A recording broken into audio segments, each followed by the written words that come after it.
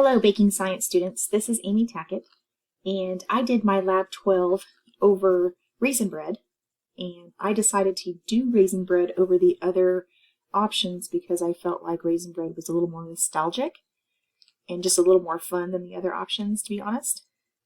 I remember growing up that we did have raisin bread every so often, and we had it more of like a breakfast meal because it was a more dense product. We treated it more like almost like a bagel. We would sometimes put butter or cream cheese on it. Sometimes you toast it, use it for French toast, things like that. So I just thought it would be a more fun project to do the raisin bread over the other two options. My initial expectations for these formulas were to have a more dense product, but to try to make it a little more tender, a little more fluffy, by removing the vital wheat gluten. And then in the next one, I decided to go ahead and remove sugar. I left the honey in the formula, but I went ahead and removed the sugar completely just to kind of see how it would have performed. And so I did get some interesting results. So what I did, if you look at the proofing differences here, I took pictures during proofing, not the final proofing. So but if you can already tell that the first loaf is my control, and then the second and third were the changes. The second one, I removed the vital wheat gluten completely, and the third, I removed the actual sugar.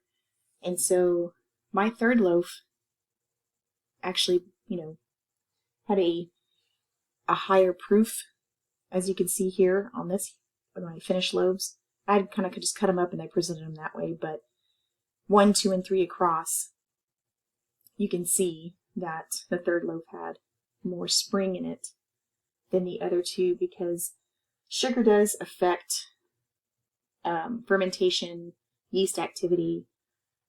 It will not speed up fermentation, it will just slow it down. So it'll also significantly decrease the yeast activity if there's too much sugar. And I wanted to see if the honey was enough for, the dough to come together.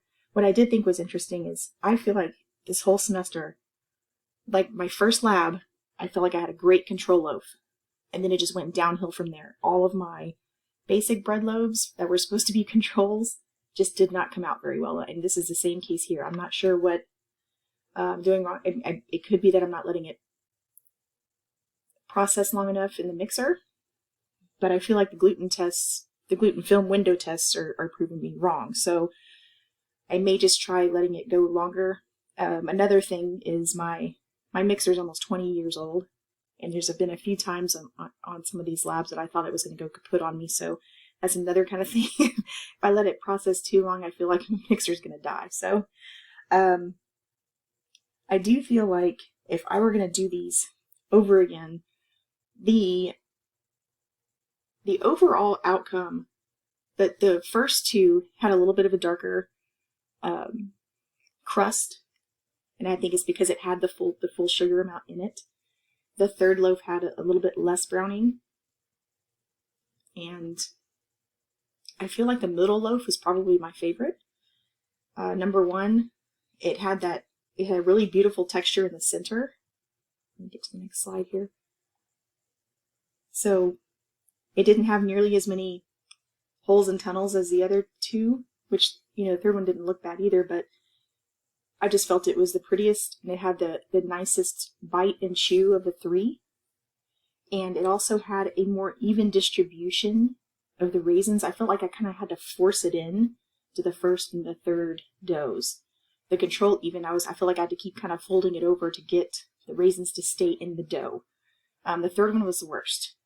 And so I think overall I would definitely do the second one again. The flavor was on point. I think maybe next time I would add a little bit more cinnamon. The third one, it wasn't bad. It wasn't sweet at all. So it was almost like a pan bread with a hint of cinnamon and no sweetness whatsoever. So it was like a pan bread with raisins in it. And then the first two were very similar in flavor and aroma. And they had the hint of cinnamon, The raisins came out really nice. They were really plump and juicy, and I think it was just an overall nice eating experience all around. So I know I'm going to take this recipe and tweak it just a little bit, and I would love to make a bunch of mini loaves for the holidays. So I hope you guys enjoyed the presentation. I hope everyone's had a great semester, and have a great day.